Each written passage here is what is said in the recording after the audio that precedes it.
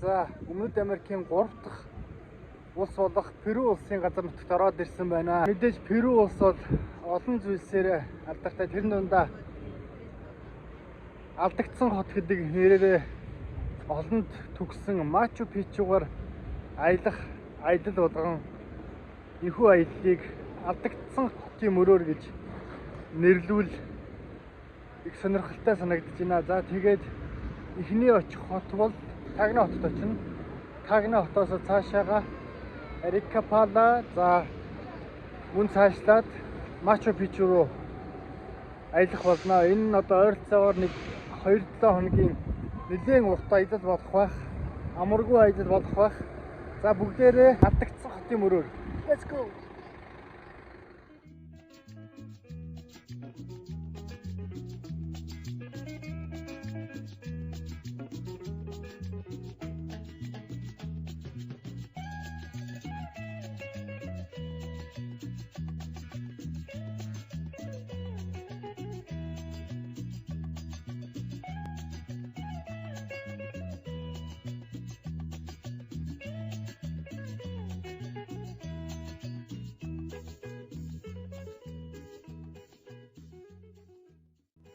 За тэгэхээр манайхаа Перу улсын хамгийн нам дор байрлах Тагна хотын төв талбай дээрээс үдчилж байна.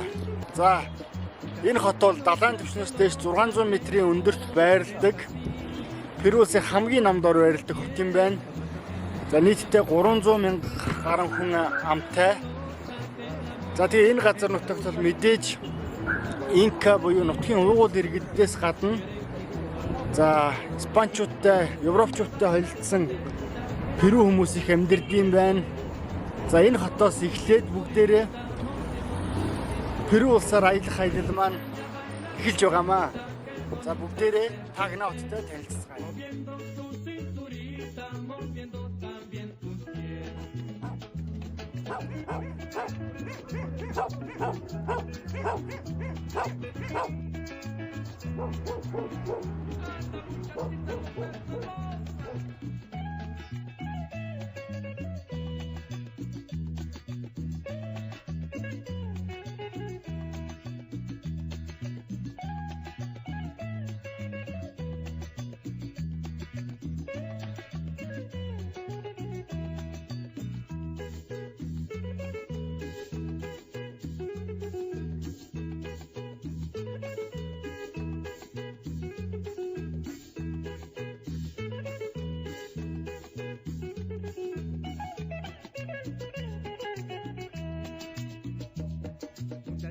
No seas celosa que el amor es así, así como tú me quieres, otras también me quieren igual. Muchachita, no seas celosa que el amor es así, así como tú me quieres, otras también me quieren igual. Bailas y sueñas, bailas contenta, qué bonita se te ve. За тэгээд Перу улсад ороод ирэхэд ер нь бол юмны ханшуул хайцангуй хямдхан болоод ирдэг юм байна. Одоо би энэ 100 солиор 6 удаа хоол идэх боломжтой гэсэн. За тэгээд Перу улс таалагдж байна.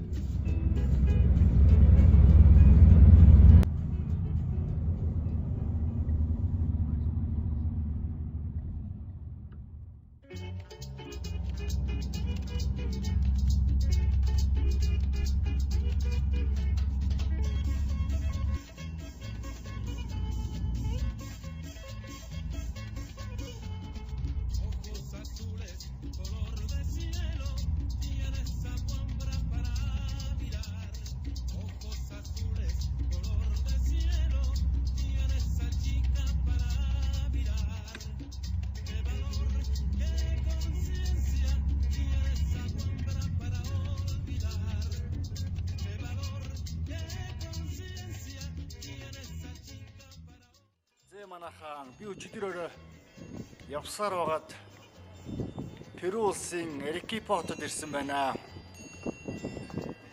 За энэ хотоос Мачу Пичу хүртэл 500 гаруй километрийн зайтай байна.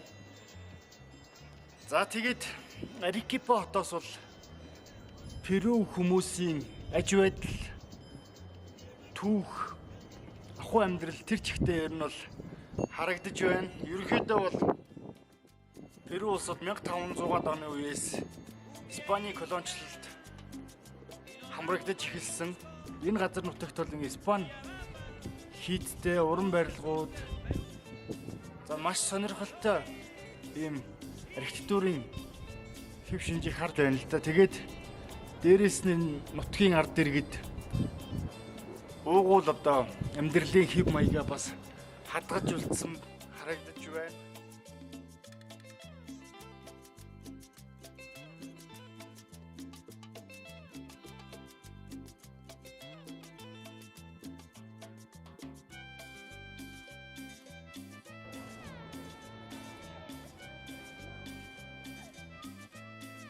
Перу хүмүүс бол маш сонирхолтой санагдаж байна. Учир нь миний өмнө аялж байсан Аргентин болон Чили улсуудтай харьцуулах юм бол илүү тэр нөгөө уугуул амьдралын хэв маягаа хадгалж үлдсэн. За ер нь бол нэг тийм монголчуудтай их төстэй санагдаж байна. Юу гэж хэлж болох вэ? Задгай амьдралын хэв маягтай санагдаж байна.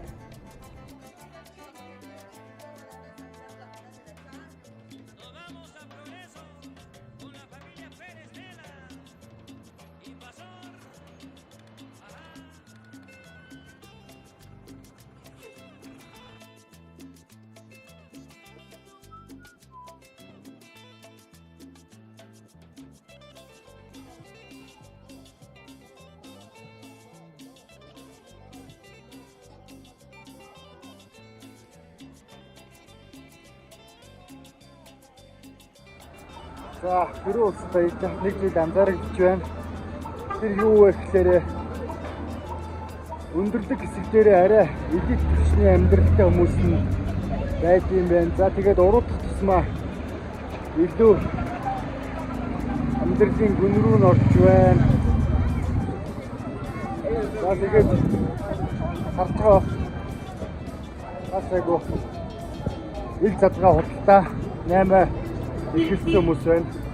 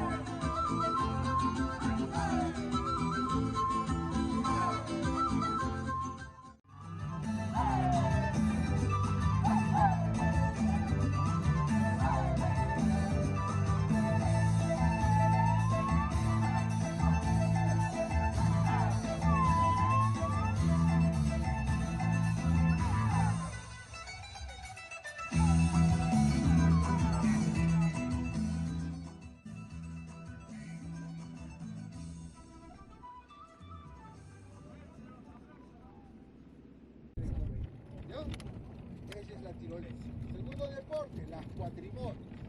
¿Ya? Un recorrido de 30 a 40 minutos. Van a pasar por las terrazas incas, pre-incas, por estos lugares donde se van a poder tomar fotos. За бид яг одоо Arequipa-ийн ойролцоо байдаг Мака гэд жижиг суурьнд ирсэн байна. Мака суурьнгаас үзэх юм маш ихтэй байгаа. Энд бол Андын нурууны хамгийн өндөр хавцал болох Colca Canyon гэж байд юм байна. Энэ хавцал бол хамгийн өндөр хэсэгтээ бол 3200 метр өндөртэй. За тэгээд нэлээд урт үргэлжлэдэг юм хавцал байд юм байна. За мөн дэлхийн хамгийн эртний уулан дээр эрхэлж байсан газар тариалангийн уул мөр байд юм байна. Энэ бол одоо Инкагийн өмнөх үе гэж хамаарагддаг юм байна. За шатлсан хэлбэрээр газар тариалан эрхэлж байсан уул мөр энэ газар нутагт үлдсэн байд юм байна.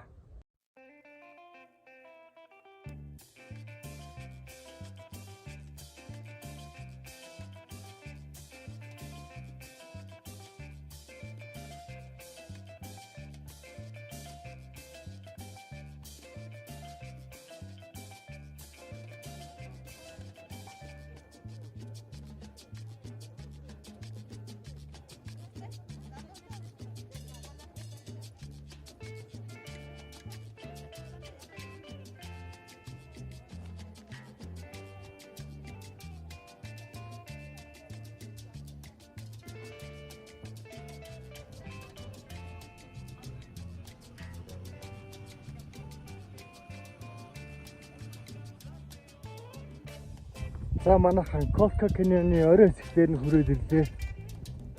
Харда амар том орон зай. Хөндөй. Боцноос ч өндөр юм байна. Let's go.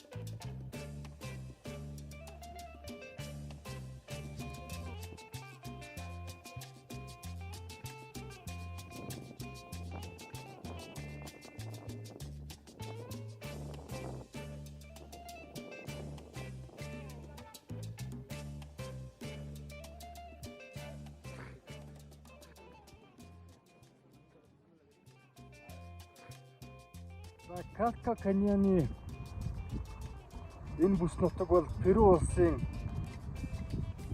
түүх өв соёлтой маш хамааралтай газар нутаг юм байна. Энд бол одоо эртний инкачудаас өмнө мянган жилийн өмнө амьдарч ирсэн Calagua гэдэг үндэстэн байсан юм байна. За эдгээр үндэстэн бол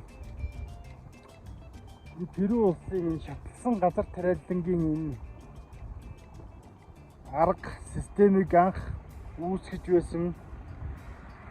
Перуд алдартай устганы системийг бас анх үүсгэж хөгжүүлж байсан юм хүмүүс байд юм байна. За энэ цагаас хойш одоо инкачууд энэхүү системийг төгөлдршүүлж одоо цааш нь улам гоё хөгжүүлж байсан юм байна. За тэгээ яг одоо миний энэ хойно харагдж байгаа бол уг үндэстнүүдийн газар тариалан эрхэлж исэн ойролцоогоор 4000 гаруй жилийн настай ийм газар тариалангийн үлгийн нутаг нь байна.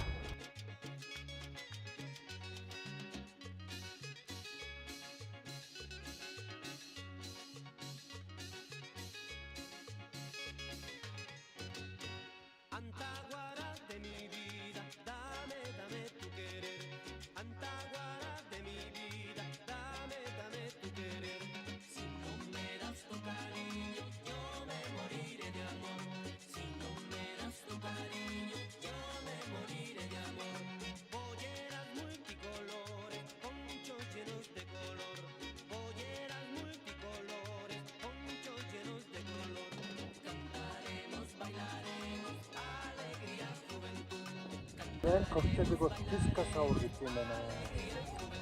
Кактусны жимсээр хийх юм байна. Киви шиг гэсэн үг.